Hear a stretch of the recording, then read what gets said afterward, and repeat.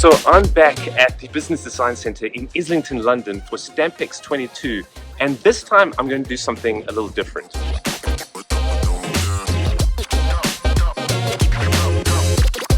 Prior to attending, I actually reached out through social media to all of you, the viewers, to see if anyone attending could bring something from their own collection and tell me about it.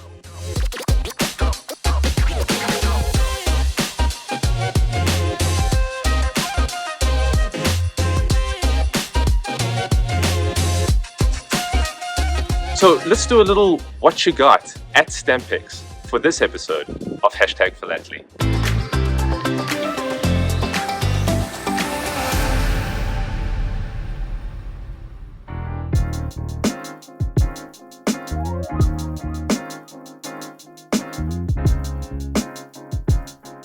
There we go, here's John. I just met you, John. Visiting Stampex just for the day, right? That's right, yeah. Managed to sneak off work early for the afternoon. Terrific. And you're a viewer of the channel, I understand. You've been watching for about 6 months. I have indeed, it's very good. Thank you so much. Appreciate the views. So what exactly do you collect at the moment? Mainly I collect stamps and postcards. I'm trying to build a Commonwealth collection and a train stamp collection. Train stamp collection, yeah. That's awesome. Okay, so what you got? I picked up 2 postcards recently at a stamp fair I went to.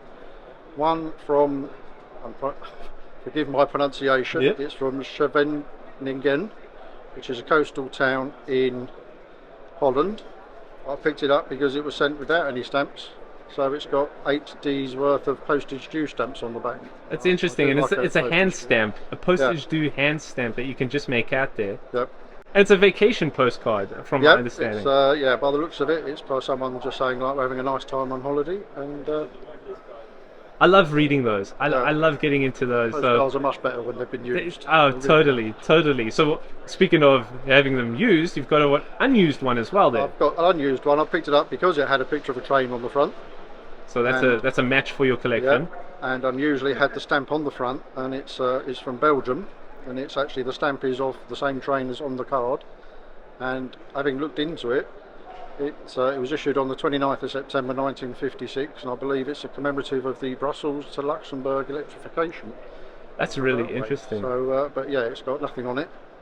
It's just literally just the stamp on the card, and to me a very good find. I think that's excellent. So that's going straight into the collection for you. It is, yep. Oh, brilliant. I appreciate you sharing. Thank you. Thank you for the channel. You're very welcome. Look forward to it every week. Thank you so much. All right. Enjoy the rest of the show. Thank you. And you. Have a good time.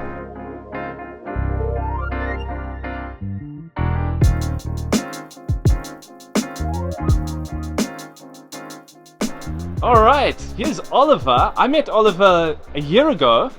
Right, here at Stampex. That's right, yeah. And I just found you checking out the exhibits on Gibraltar. Yeah, Gibraltar behind us, yeah. Brilliant. So Oliver, please tell me, what exactly do you collect? I mean, I just like a cover with a story to it, really, but I guess particularly stuff around the Victorian period is my go-to, really, yeah. But I do a little bit before then as well, if there's something exciting. So that means you collect items before they had even postage stamps? Well, yeah, I do, in fact, and this is actually an example of one right here. Okay, so what you got? So this is a letter. It's quite hard to decipher the handwriting, but it's a letter written to London by the Scottish borders.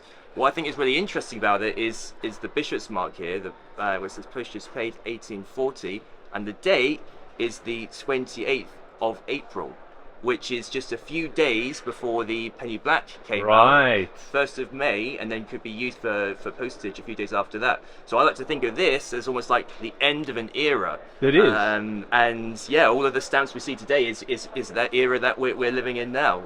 So yeah, I just find it's really, really cool that it exists here. And actually one of the great things about being at a place like this is that we just heard from a postal historian what this little red line means. I had no idea about it until today. Apparently, it is a strange mark, right? It's a random line next to it, and it's red. What do you know about it? Well, I thought it was just somebody had just marked it with a crayon, but apparently it's to show the red means it's postage paid. So it's acting in the same way as a stamp would do to say this is paid. Apparently, if it hadn't been paid, it would be black, and you'd have to pay it when the letter got to you. Little things like that. Yeah. And I mean, this is a gorgeous cover. and you said, of course, that this is the 28th of April, which is a few days before the penny black was actually issued. But you could only use it. So it was issued on what, May 1st, Yeah, and I think you could only use it on May 6th. that's right. A common argument out there, and I want to see where you stand, is when do you celebrate the anniversary of the penny black? Do you celebrate it when it was first issued and you can go buy it, May 1st? Or do you celebrate when you can first use it on actual postage, May 6th? Be careful, there's a big argument out there. For me, I have to say it would be when it's the May the 1st, because that's when people got to actually really see it for the first time. Alright, that's There we Team go. May 1st, which I get a lot of, grief from that. But yeah, I agree, because that's the first time you could buy a stamp, and therefore it's the first time you could actually collect stamps. There you go. There we go. But there's a strong, big argument that says May 6th is the time to celebrate it. But I say, you know what? Let's celebrate both. Absolutely. Terrific. There we go. Oliver, this is a really cool item. Thank you for sharing. No, thank you, Graham. And it was really cool to see you again at Stampex. And I hope to see you again in the future. That'd be amazing. Great, cool. Perfect. Thank you.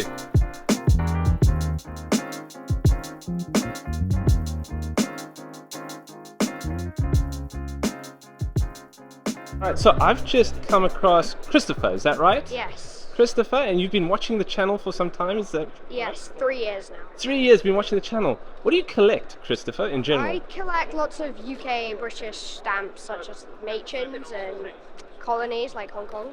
Okay. And so you're a big fan of the Machins, and you're following the news now, seeing what's going to replace the Machin. Yes. Well, I'm very eager to see what it is, so I'm anticipating an announcement from the Royal Mail soon, and I'm sure you'll be watching as well. But you've got some, there we go. This is a really neat cover with Machins. There we go, so we've got a serious Machin collector here. Yes. And what is this cover you have here? This is very unique. It's a 2017 Machin cover with a coin. Wow, that's really neat. So this is 2017, but this coin is of course got the same Machin design As on the stamp. that's on the stamps. And it's got a beautiful mini sheet or souvenir sheet that is being cancelled first day of issue back in 2017. Yes. Design icons by Arnold Machin, coins and stamps. All right, terrific. And you this really got your attention. You picked this up. Yes. You picked this up today, right? 2 of them. Picked 2 of them. One with the Arnold Machin. Yeah. Oh, that's fantastic. Well, thank you for sharing with me. I love seeing a mix of coins and stamps on covers. I think that's really cool. So you've got definitely a good collection forming, even just from today's pickup. Thank you. All right, terrific. Well, nice to meet you, Christopher. And thank you for watching the channel. Thank you.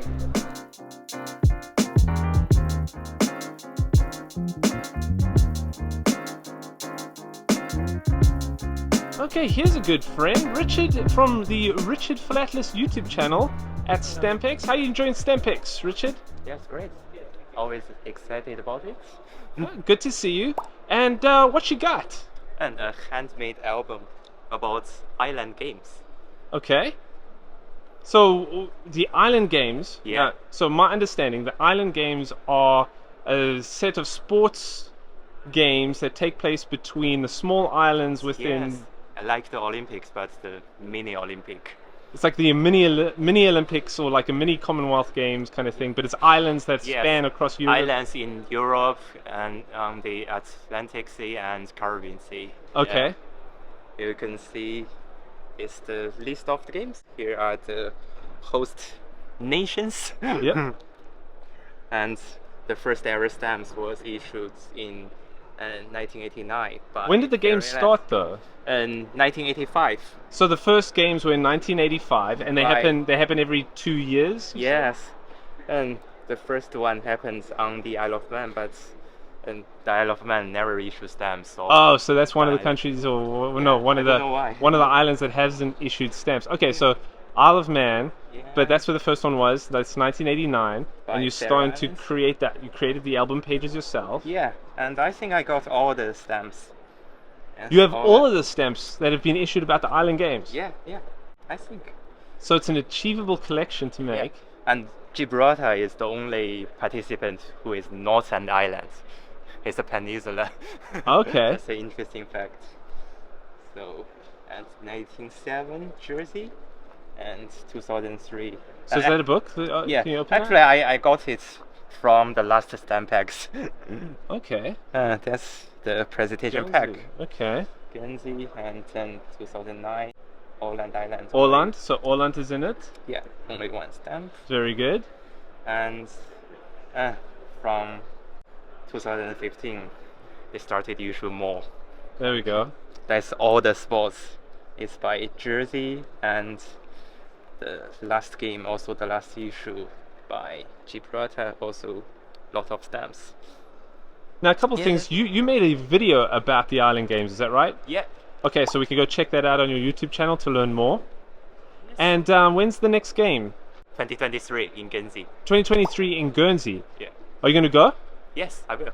Oh, brilliant. And hopefully they issue stamps for it. Yeah. All right, terrific. Thank you for sharing, Richard. Yeah, thank And enjoy the show. You too.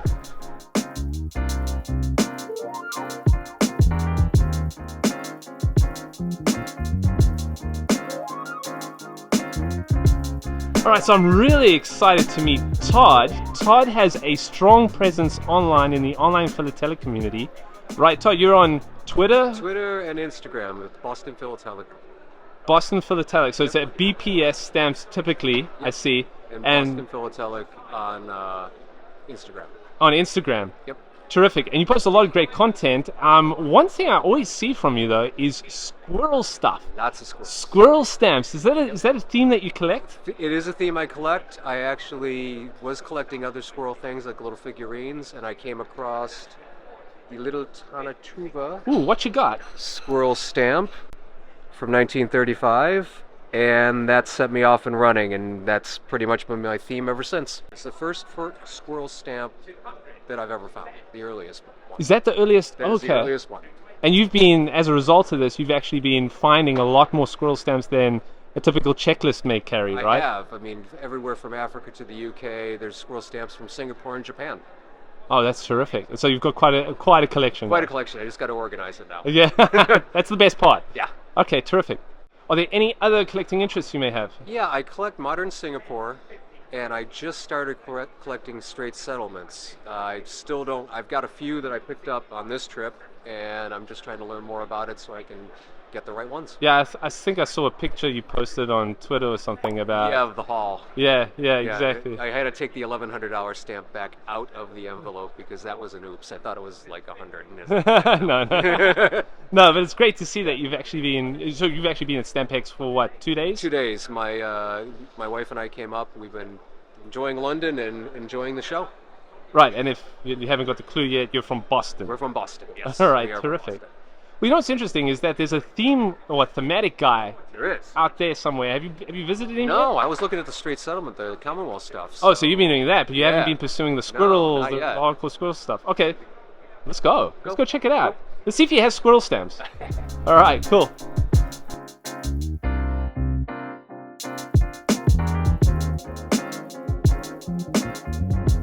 All right. Well, we're very interested in a particular theme: squirrels. Do you have any idea if you've got squirrels on stamps? There will be squirrels, but they will be mixed in sets of mammals. You can go through the mammals. You're just Take a look.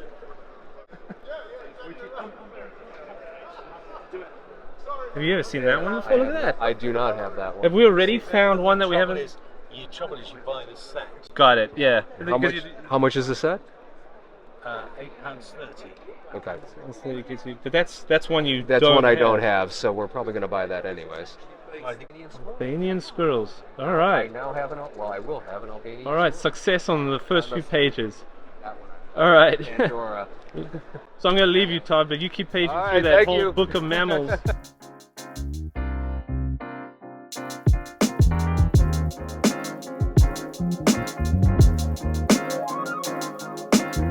This is really exciting. So, Magnus, I just met you. Definitely going to put you on because I got so excited by this. But before we talk about that, I just want to talk to you for a second. What are your collecting interests? Because I know you started recently on Discord. That's what you've been there, right?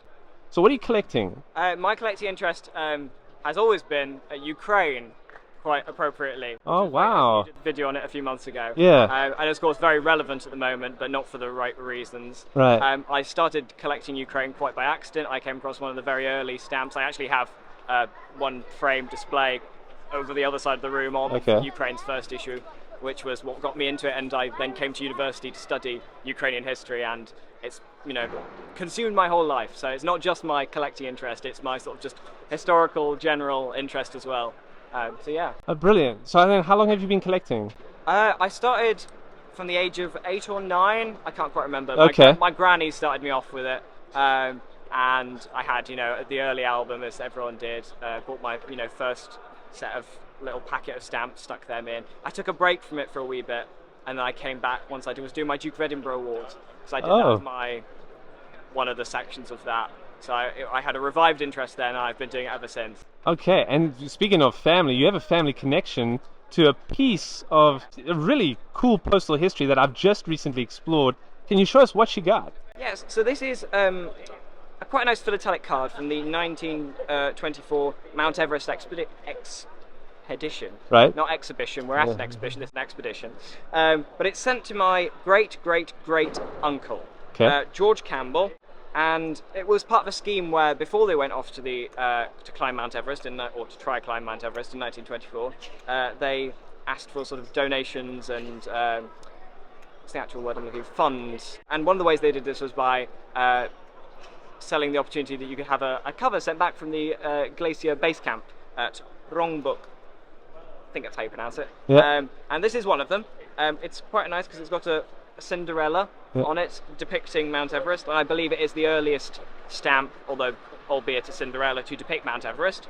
It's got this nice cachet with the glacier base camp.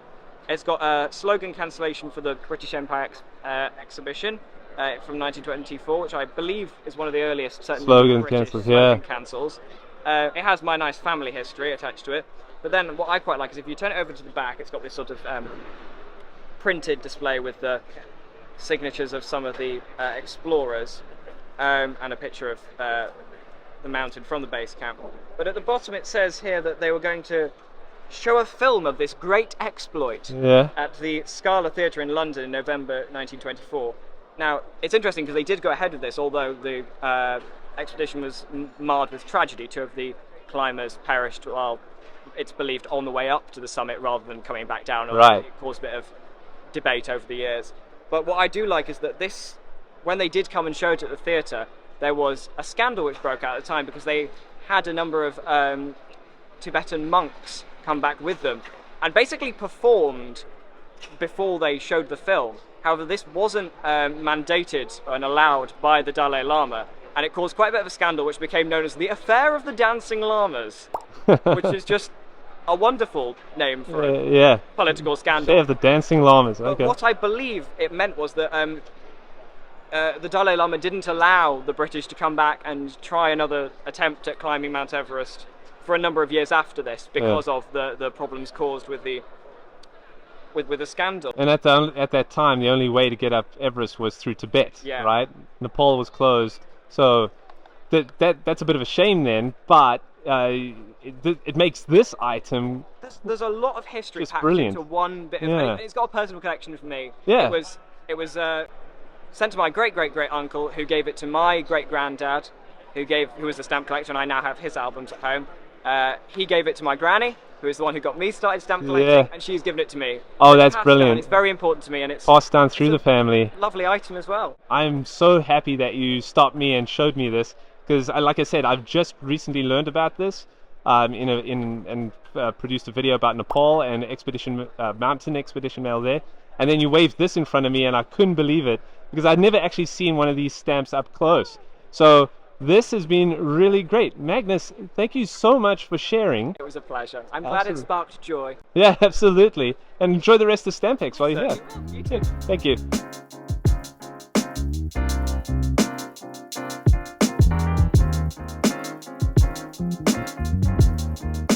Right, here's Ian. I met Ian last time I was at actually London 22. Right. And it's really good to see you again. I know that you were working at the Spink stand here at Stampex. Can you tell me about that? Sure, yes, Spink. We auctioneers of stamps, coins, medals, banknotes, autographs and manuscripts, and we always have a big presence at Stampex where we have auction viewing and meet our clients. I love it. Okay. And I know that you have an outstanding collection personally, and that you brought something from the collection to show me. So can you show me what you got? Yeah, sure. With the passing of the Queen, there's been a lot of interest in items to do with her, and this is a signed photograph of her taken within a very short time of her accession in 1952, taken by Dorothy Wilding, and it is signed personally by her, Elizabeth R., and dated in coronation year. Wow. And so Dorothy Wilding, of course, we know her as the one who took the portrait for the Wilding stamps. Absolutely, immortalized, really. Immortalized, yeah. Yes. That's fantastic. So that head would have been used on many stamp issues from Commonwealth countries. And if you have something like this, what you really wish to have is a letter written early in the reign, signed by the new sovereign. No. And this is a letter written within 4 weeks of the death of King George VI. It's dated March the 3rd, 1952. The Queen is writing to her mother's private secretary. The letter is signed Elizabeth R., which of course she couldn't do until she ascended the throne, and registered envelope, initialed ER in the corner by the Queen, and she expresses thanks for the condolences received on the death of her father. And this is, wow, and that's actually her. That is, and I think that, you know, we read these letters, there's always going to be something absolutely fascinating in them, and I'll just quote one paragraph. Please. My mother and sister have been wonderful, for they have lost so much. I do have my own family to help me. Thank you again for writing. Yours very sincerely, Elizabeth R. That's just, wow, that's a very personal look at, with, I can't even speak to this. This is just outstanding. There you are. Wonderful to see alongside each other. It's brilliant.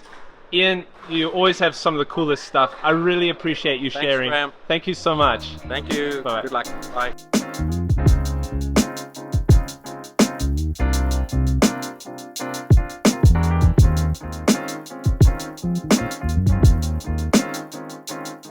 What is your name? Lara. Lara? And your name? Emma? Nice to meet you too. And you're at Stampex today, and I hear that you watch the channel, is that right? Thank you so much. So you brought a lot of stamps. What do you got going on here? Do you have any favorite stamps in this? Yeah.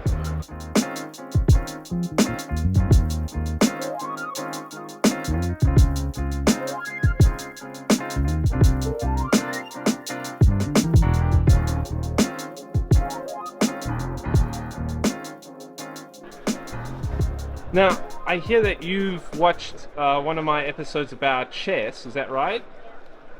And you're a big fan of chess, and you reached out to me and you told me that I got something wrong in that episode. What did I get wrong? The black king and queen were switched around the wrong way. I placed the queen and king the wrong way around on the chessboard, and you spotted it. I had no idea I did that. Chess, of course, is a two-player game.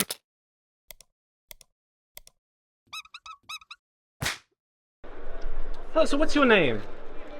Lukas. And you collect stamps. What kind of stamps do you like to collect? 'Cause I see you got some really cool ones there. Are those Concord stamps? These are. Those ones are Concord stamps?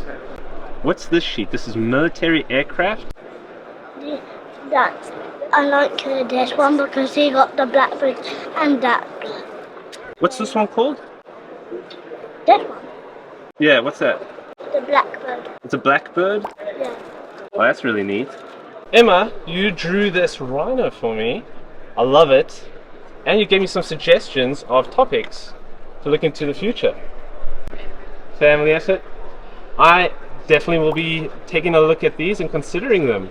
But thank you for the rhino, Emma. I got it. It was in a book. It was in a book. Oh, terrific. It's my favorite animal, as you will be well aware of. Thank you very much. This is going into my collection of rhinos. Appreciate it.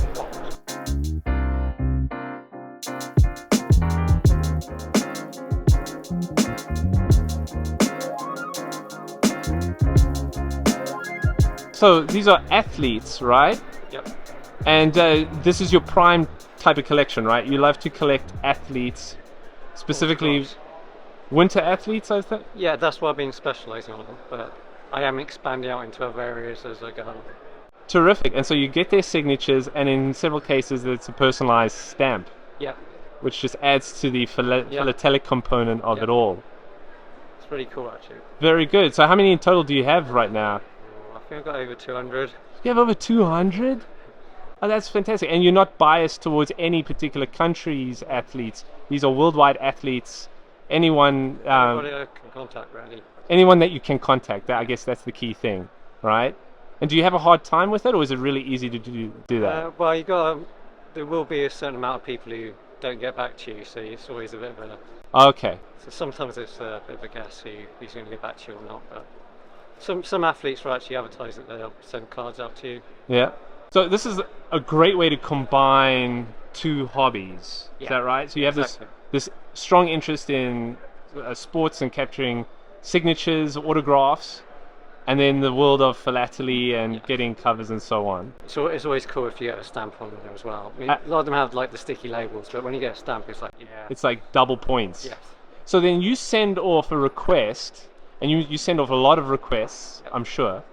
The joy you must get when you open your mailbox and there's actually a reply with a card that's signed, and maybe even bonus points, there's the stamps. Exactly, yeah. That must be quite a thrilling part of the hobby. Definitely. Combining the two hobbies is, it's perfect for me. Yeah. Appreciate you sharing that. And I look forward to seeing how you grow that collection. Love to share it. Maybe I'll show you more next time. Absolutely. I hope to see you here. Okay. Thanks. Thank you.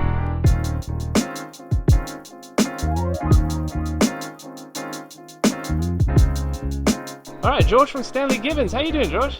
Very well, thank you. All right. You seem to follow me around a bit, you know. You were there at Capex, and then you were also there at Gas at Sacramento. So, you're a bit of a stalker, kind of. Well, you've got to be at the big shows, haven't you? Big shows. It's really good to see you again. Yes. So, you've been working for Stanley Gibbons for how long?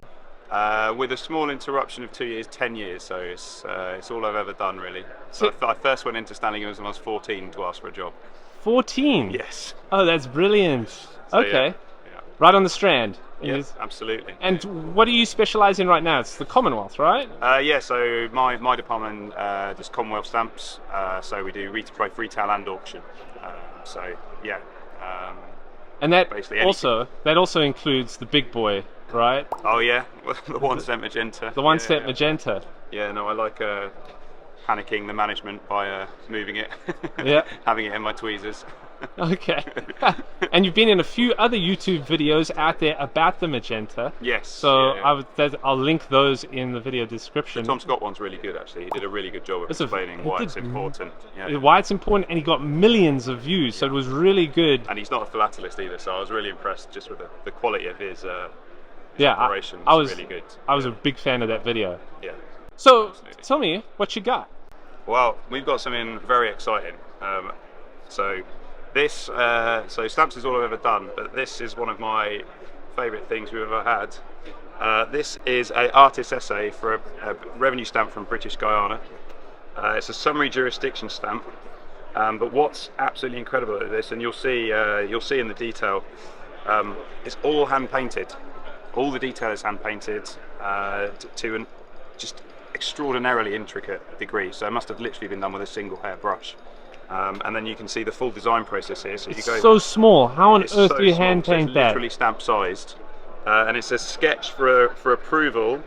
An early return will oblige," which is very Victorian. Wow, this is 1860. yeah. What is also great about this is that you get artist essays from Delarue, sometimes from the American Banknote Company and Bradbury, but this is actually the only artist essay which has survived from Waterloo. So Waterloo is one of the most popular stamp printers who produce really beautiful stamps. Absolutely, yeah. And then so this is all in we have a revenue sale for a collection for by Michael Medlicott on the 26th of October, and you get the full design process of this. So you go right from artist essay. Yeah. You then get the engraver's proof as well here, and you can see just how good the likeness is there. Yeah. And then we've also got obviously the issued stamps and the proofs in the sale as well. So they're really, really beautiful, and the design shows blind justice. So the lady literally has a blindfold on the stamp, and the idea is that She doesn't care whether you're rich, poor, black or white, you know, anything. Yeah. She just listens and then applies justice. Applies accordingly. justice to it, yeah. So they were used to pay sort of any legal fees that you'd have in the colony at the time. So they're not postage stamps, but they are very, very cool indeed. So what year is it, you said? 1860s it is. It's the 1860s that this was done. They were used. This design was used from 1860 to about 1919. So they had a really long. Wow. They used these stamps. There are obviously lots of reprintings of different values, but the core design that you see in the essay is the one that went from 1860s all the way through to 1919. So Yeah, it really is a beautiful design. I just can't believe. wonderful. Again, I'm stuck on the how you painted that kind of tiny. Maybe it's a really small person painted it. I don't know, but yeah, it's superb. Yeah. So, thank you so much for sharing, George. Absolute pleasure. And I'll see you at the next big stamp show that you followed me to. Absolutely, that's how it works. All right, terrific. I'll keep on your socials and work it out. Yeah, you keep stalking me. Yeah. All right. Absolutely. Thanks so much.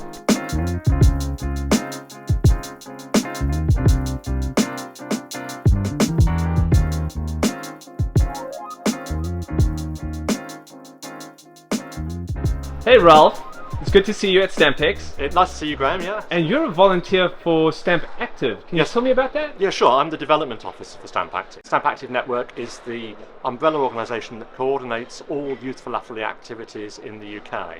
So that ranges from the national competitions that you've seen here in the frames to the Stamp Active one-page competition. We also support school stamp clubs.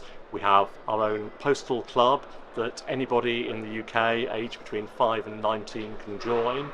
The details are on our website. I saw a tour going on yesterday. A lot of kids marching around Stampex. It was so cool to see. But really, thank you for sharing that, Ralph. I'm interested because you've got something from your own personal collection here that you're looking forward to sharing. So can you? Well, I have. What you got? I have, Graham. Yeah, it's an item that was presented by the Postmaster General in 1961, and it's a special folder. This particular one, so it's presented by the Postmaster General, who then was Reginald Bevins, and it was the stamp issue of these 3 stamps was on the 28th of August 1961. And this is a special folder that the Post Office commissioned in order to give away as a presentation to the dignitaries and celebrities and people associated with the Post Office Savings Bank. Now, they did this for each issue from the start of the Queen's reign in 1953 with the coronation issue, and they did this up until about 1970. But what's really brilliant about these is that by going to the National Postal Museum and searching in the archives, I've managed to find a copy of the original requisition sheet for this issue. And this shows that for this issue, they requested 240 stamps of each issue from stores. That would have been 2 complete sheets of each issue. The sheets were 120, and they used. They sent back 199 of the Tuppence halfpenny and 169 of the threepenny. And so we know that there were only 41 of these commemorative folders that were given out, and they include ones given to the Queen, to Princess Margaret, to Winston Churchill, to the Prime Minister, the Speaker of the House of Commons, to the Queen Mum, and also former Postmaster Generals and Assistant Postmaster Generals who were still in Parliament. There were 10 of those, and the members of the Stamp Advisory Committee, there were 7 of them, and the Commonwealth Postmaster Generals. So that's the Postmaster Generals of Australia and Canada and Rhodesia and South Africa, all got one of these folders as well.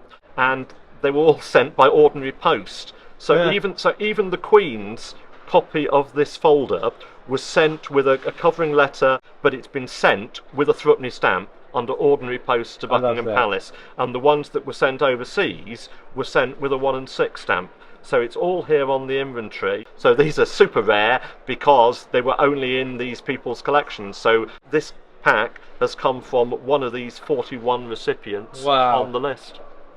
That's amazing, and I'm very curious. I would love to know which one of them it is coming from. That is so cool. I think that's a brilliant item to have, and it's great that you actually found the corresponding note with that. So, well done. Thanks, Graham. I'm delighted to be able to share it with you. Yeah, thank you for sharing. Now, doubtless, I won't be able to find any more to bargain price because everybody will realise what they are. Yeah, I've shared it. Totally. Well, thank you so much. Appreciate it. Okay, it's great to see you. Thanks, Graham. Take care. Enjoyed the show.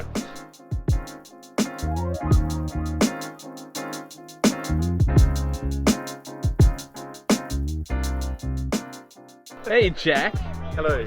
Welcome back to the channel. You've been on the channel now a few times. I have, yep. And everyone knows that you as Discord Jack, or at least that's what I call you. Yep. But alongside you got Andrew, who's also on Discord. Hello. Right? And you guys are actually going to go to like a lunch, a Discord lunch. A little Discord meetup. It's called meet up after lunch. That's brilliant.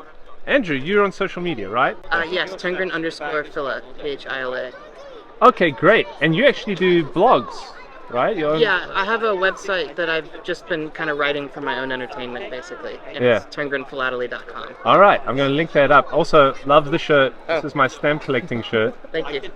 I hope you have lots of those so that you're stamp collecting on a daily basis. Rotate them through. Terrific. Well, I understand that actually there's a shared interest between you two, right? Yes, there is. Tell me about it. It's Sweden, right? Yeah, so I collect classic Sweden, 1855 to 1911 roughly, but I branch out a little bit further than that, wherever good stamps lie, you know. And I got Andrew interested into that through the Discord. I think you felt that there was someone that you could reach out to who knew a little bit, so it wasn't as intimidating for you to go into Sweden Yes. instead. And I think in addition to the stamps, knowing somebody who's an expert. Kind of helps a lot. Not quite an expert, yeah. I want to disagree with that statement because you just showed me. What do you got here? So this is my exhibit, which I last showed at London 2022, Yeah. which is Sweden from Oscar to Oscar. So it covers the stamps from Oscar I through Carl XV's Oscar II of Sweden. So that's 1855 to 1911. And it starts with the Skilling Banco issue. And I've tried to capture all the stamps known with all their shades and varieties to hopefully give the reader a good overview of the stamps of Sweden in their early periods. Is there a couple things you can show me inside here that you're particularly proud of?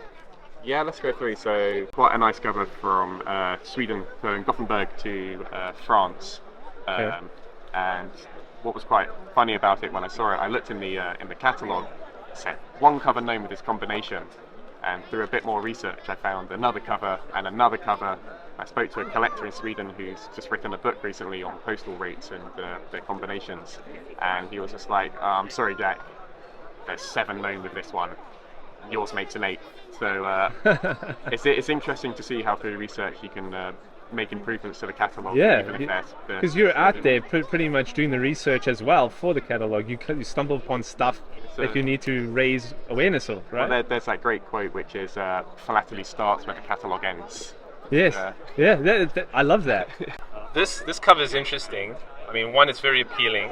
It's philatelic in nature, right, Jack? So yes, somebody deliberately created this cover, this Swedish cover, that you've actually shown Queen Elizabeth II. Yes, this exact. I have. Yeah. So I was invited to the RPSL on the opening of their new headquarters to meet Her Majesty, her late Majesty, I should say.